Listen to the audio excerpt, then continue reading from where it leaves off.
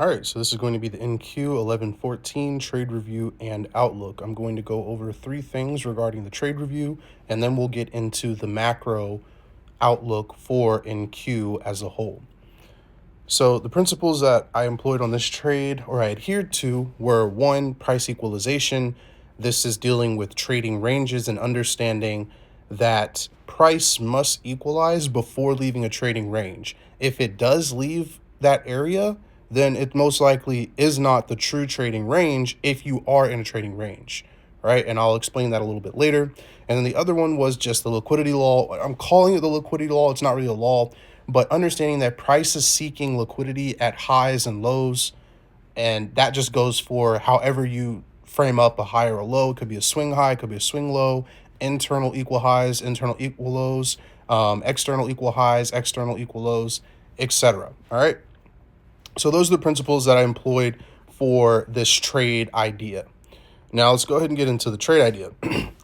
So the formulation for this was built upon these bullet points here. We were at market all-time high, all right? Bullish momentum was slowing from the macro perspective and subsequently on the micro perspective.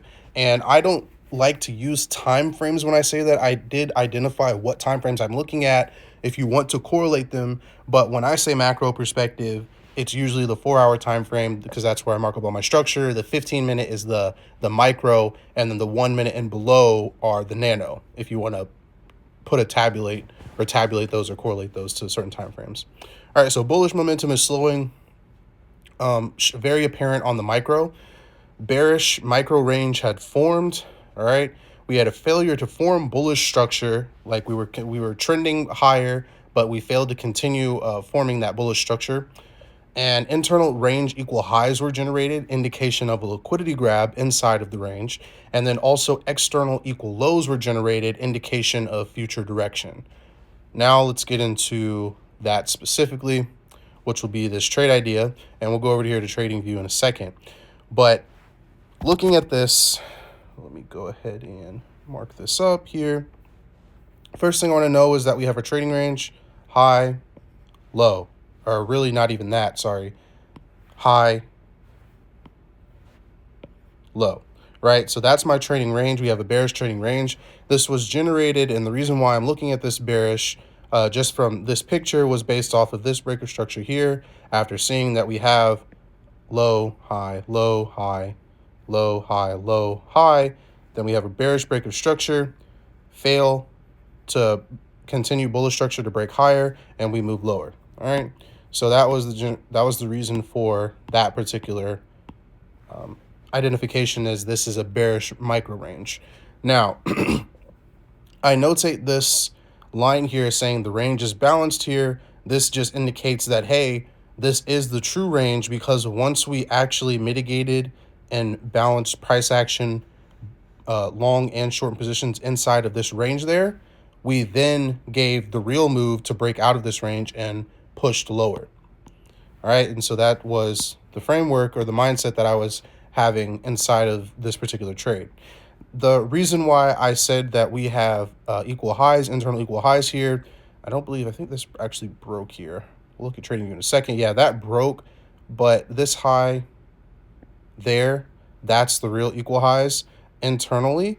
And notice how, well, I'll show here on the 15-minute that is inside of this inefficient pricing between that wick and that wick, and it's above 50% of that inefficient pricing, and price failed to break into that inefficient pricing.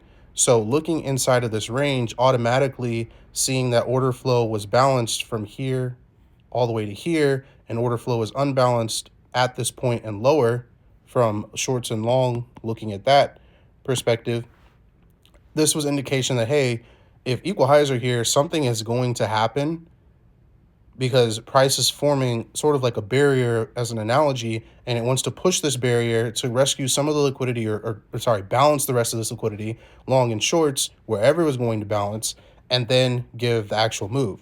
And so we generated these as internal equal highs, which I'll call, I, E, Q, HS, internal equal highs. And then we saw that this move here tried to break this low but failed to do so because there was unmitigated liquidity inside of this trading range, and this was verified to be the true trading range, micro trading range. Therefore, price came back to mitigate this inefficient pricing, balancing the trading range completely, and that gave the real move. But this right here generated this move that failed to break this low, generated external equal lows, or EQLs, I'll just call them EQLs, right? External equal lows or equal lows, whatever. If you really wanted to do it, it'll be EEQ, but external equal lows. And that generated the possible direction, understanding that, hey, if we're going to liquidity grab to the high side, most likely we're going to have a bearish move here. And that was ended up being the target. I wanted to have a trade off of this here, this risk range, but what ended up happening was price actually mitigated inefficient pricing there and not the sponsor candle that I was looking at, which probably wasn't the true sponsor candle. I probably should have played the inefficiency, but whatever. And so I ended up actually catching after news 9:30 open of the market. I ended up taking a trade off of the open of this 15-minute sponsor candle. And the reason why, we'll go over that in a second, because I see you guys have asked me from time to time how do I choose my sponsor candles, or how do I choose my points of interest. We'll go over that now. All right. So that's the trade review from just the static perspective. So now let's go over here and go into trading view and get the dynamic perspective. All right. So showing you the risk range. I identified this as the risk range 1. This candle, it mitigated inefficient pricing here. As you can see, this mitigated that. And then on top of that, they got engulfed. That broke previous structure, a structural point, because you have a high, low, that broke there. So this is still validated.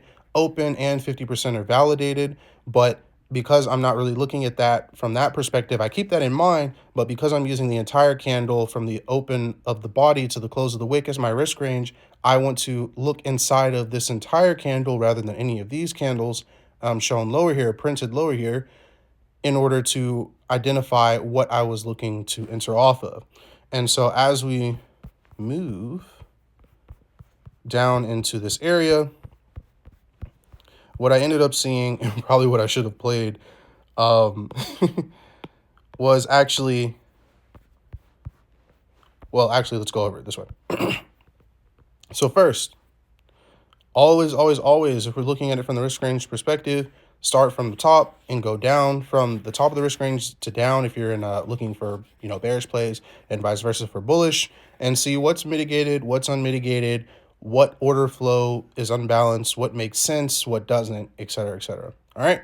And so everything here to me from this point, really this point here all the way down through there, seems balanced. And then we have this last push effort here that mitigated something inside of this wick and then sparked a very bearish move that caused a break of bullish structure here, right? Because if we're looking at lows and highs, we have a low, high, low, high, and then we broke structure here to low, and that break of structure was not caused by this candle, yet that is the last bullish candle before a down move. What really happened was this candle was formed that mitigated liquidity here, and that caused the break of structure here. As you can see, we had uninterrupted price bearishness, or bearish momentum, that caused a break of this low here. Right there. And so because of that, this was the candle that drew my attention inside of this entire risk range. So really, if I was looking at this, once this is part of my refinement process, I would now take this and move my risk range from here into this area. And that is now my 1 minute risk range. And then, if I wanted to go refine even more, which is what I did, I went down to the 45 second. And as you can clearly see, there's something that happened inside of this wick there. And also that candle's still there, but there's too much wick. 30-second. And this is where I got into a little bit of trouble, because I wanted to play the 30-second play. And that was the sponsor candle that I identified as a sponsor candle. And so price actually, it's so funny. It missed it by 2 ticks. Right. And so I'll show you what happened, or how it missed, right? Price came up, went inside of that identified 1 minute risk range as shown here by the green box, and then failed to take the 30-second sponsored candle, which was literally 2 ticks away. Oh my God, it hurts, but whatever. And then what actually ended up being mitigated, if I was to go back here, I believe it was a 15-second. No, yep, 5-second. It was 5-second inefficient pricing. That was actually, I don't even need to do that. Just do this. 5 seconds inefficient pricing that was mitigated. And obviously this went over 50%, but, and so coming to the 1 minute. Cool. As you can see, 5-second inefficient pricing was mitigated. And if it would have went a little bit higher, I would have been even more precise with that, but I failed to get this entry, but that was the overall play that I was looking for. And that I would have gotten a little bit higher from what I actually got. But yeah, so that was the play that I missed in continuation off of this bearish, this bearish range that was generated here and formed, and then now we're looking at this.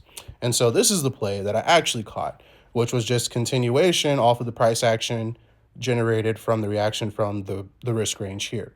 And so all I did was I came to the markets after this. So this happened earlier in the morning. This happened at market open for, stocks and stuff at 9:30. What I ended up doing was looking at this 15-minute candle. This is my sponsored candle, or if I'm gonna call it this way, it's my risk range. And the reason why I chose this candle, one, cleared some form of liquidity or mitigated something inside of this wick, and also it caused the break of structure of this low and this low here. We have bearish break or bullish break, bearish break of bullish structure. So break of structure to the downside. All right, so we broke structure to the downside, and that was what indicated to me like, hey, okay, we have mitigation of risk range. We failed to push higher. We tried twice, or really 3 times, 1, 2, 3 times to push higher, failed to do so. We ended up starting breaking lows, which was sparked by this candle here. You see how we push up. Very uninterrupted bearish move to the downside, breaking structure. And we create inefficient pricing, and also this wick tried to come back up and balance this, but it failed to do so. So this indicated to me that, hey, if we are going to continue lower, looking at continuation of sells, bearish range generated, balanced, everything is set up for sells, this is the candle that I wanted to play. And so what I ended up doing was I actually played the entire 15-minute candle off of NAS100 because I was trading CFDs for this particular case. And so just remember, incorporating spread. If you're going to trade CFDs, you want to have a little bit more of that risk incorporated or accounting for spread. So I ended up actually entering off of the wick of this candle. And if I was trading on futures, I'll show you, this is actually what I have marked up is the futures trade that I would have taken if I was looking at it from that perspective. And I believe it was off of this either 1 minute or 30-second sponsored candle. Yeah, it was a 30-second sponsored candle that I was going to play. Pretty sure. Yep. All right, so yeah. So that was it there. As you can see, price came up and mitigated that 30-second sponsored candle. Stop loss would have been at the high. And the reason why I call this a 30-second, once again, notice we have a bullish move that cleared liquidity immediately to the left of it. And then we have uninterrupted bearish price action. There's no green candles being printed here, no bullish candles being printed here as we go to break the structure. If there was a another green candle printed in this area, then I would most likely look at that for my potential entry. But because this is the last candle, cleared liquidity, first and foremost, then broke structure, second, uninterrupted, bearish price action generated by this is the candle that I was looking to play. But because all of this was inside of my risk range, I could capture all of this just by entering off the open of here and here if I wanted to be a little bit more conservative and not be as aggressive with my my entry here.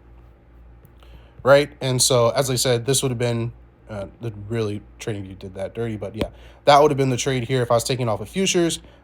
And that would have been actually that would have been a 47-1.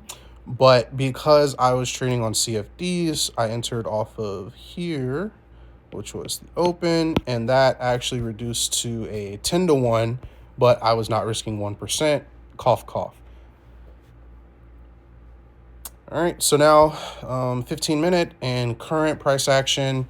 As you can see, we're clearly going lower. So that's the trade review. Now let's get into the outlook. So I'm going to go ahead and clear the charts completely. Okay. And we're going to go up to the 4-hour. So 4-hour, like I said, we were generating bullish price action. We broke all-time highs. We generated an all-time high. And this right here was indication to me to start looking for bearish price action. What I noticed was that this low right here was generated. This high right here was generated.